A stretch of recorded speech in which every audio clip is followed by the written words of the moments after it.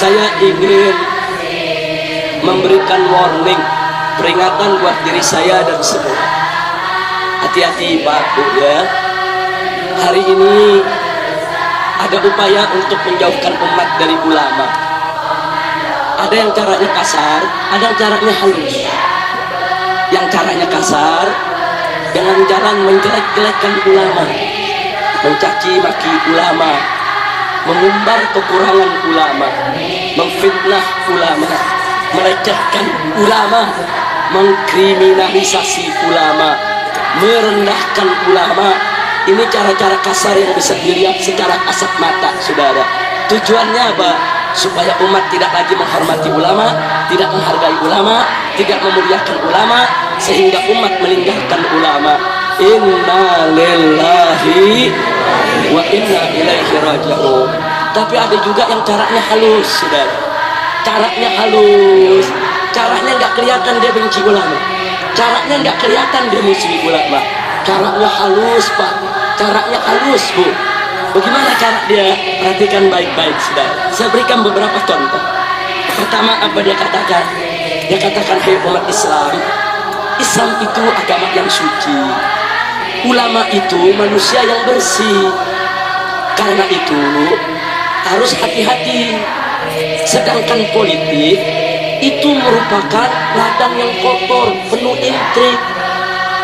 Karenanya agama Islam yang suci, ulama yang bersih, jangan dibawa ke dalam ladang yang kotor, jangan dibawa ke politik. Maka itu jauhkan Islam dari politik, karena politik kotor, Islam itu suci. Karena itu jauhkan ulama dari politik, karena politik kotor, ulama itu bersih. Kelihatannya bagus gak? Ayo jujur, bagus gak? Kelihatannya cinta ulama gak? Ayo kelihatannya cinta ulama gak? Ini halus nih caranya nih, halus nih saudara. Ini caranya apa? Halus gak kasar, dia puji Islam, dia puji ulama saudara. Tapi hati-hati saudara, ini kalimat haqqin yuradu biha batil. Ini kalimat yang hak tapi tujuannya batil saudara. Tujuannya apa? Supaya Islam dijauhkan dari politik, supaya ulama-ulama jauh dari politik, agar para bajingan supaya bebas main politik saudara. Supaya para bajingan seenaknya masuk ke dunia politik untuk mengatur seenaknya bangsa dan negara, bikin undang-undang seenaknya, bikin aturan seenaknya. Nanti kalau mereka sudah berkuasa, masuk menguasai politik, mereka bikin aturan seenaknya, ulama yang ditekan untuk melaksanakannya saudara. Betul? Betul? Begitu saya mau tanya, cara mereka licik tidak? Jahat tidak? Hati-hati saudara. Maka itu kita jawab di sini. Hei, betul, Islam itu memang bersih, Islam itu memang suci. Betul, ulama itu memang mulia, ulama itu dimuliakan Allah. Innama yakhshallah min ibadihil ulama. Ulama itu memang takut kepada Allah. Allah nyatakan dalam ayat yang lainnya lagi, yarfa'illahu alladhina amanu minkum walladhina utul ilma darajat. Allah meninggikan kedudukan para ulama.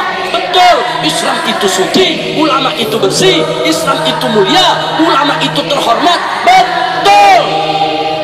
Tapi kalau kau mengatakan politik itu kotor, tunggu dulu. Politik itu tergantung siapa yang memainkannya. Manakala politik itu dimainkan oleh ulama yang mulia atas dasar agama yang suci, niscaya politik tersebut hanya ditujukan untuk mencari ridho Allah, hanya ditujukan untuk kepentingan bangsa dan negara saudara. Tapi manakala politik dimainkan oleh para bajingan, dimainkan oleh para pecundang, dimainkan oleh para penjahat, dimainkan oleh para mujrimin saudara, dijauhkan dari agama, maka politik tersebut hanya akan digunakan untuk kepentingan pribadi, kelompok maupun golongan, dan hanya akan merusak kepentingan bangsa dan negara. Betul? Jadi politik tergantung pemainnya saudara. Kalau yang main bersih jadi bersih, yang main kotor jadi kotor. Kira-kira jelas tidak? Jelas tidak? Nah, sekarang saya mau tanya Anda, mau politik kotor atau politik bersih? Politik kotor atau politik bersih? Pertanyaan saya yang berikutnya, apakah kalau bajingan main politik bisa bersih? Bajingan main politik bisa bersih? Bajingan main politik bisa bersih? Politik jauh dari agama bisa bersih? Nggak bisa, sudah.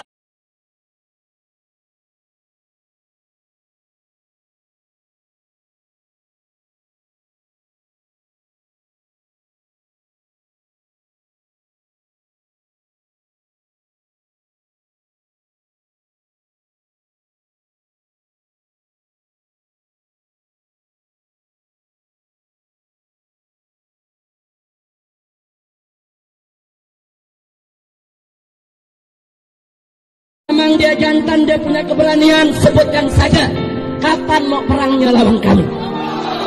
Silakan sebutkan harinya, sebutkan tanggalnya, sebutkan jamnya, sebutkan tempatnya, kami akan datang ke perang. Silakan sebutkan mau bagaimana cara perangnya.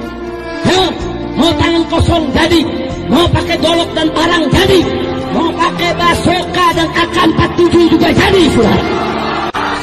Wah, kita nggak bakal mundur, sudah.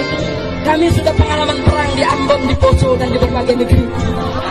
Kalau kau mau perang yang gentleman, mau perang, tetapi kau bawa 1.000, kita bawa 1.000. Kau bawa 2.000, kita bawa 2.000. Kau bawa 10.000, kita bawa 10.000.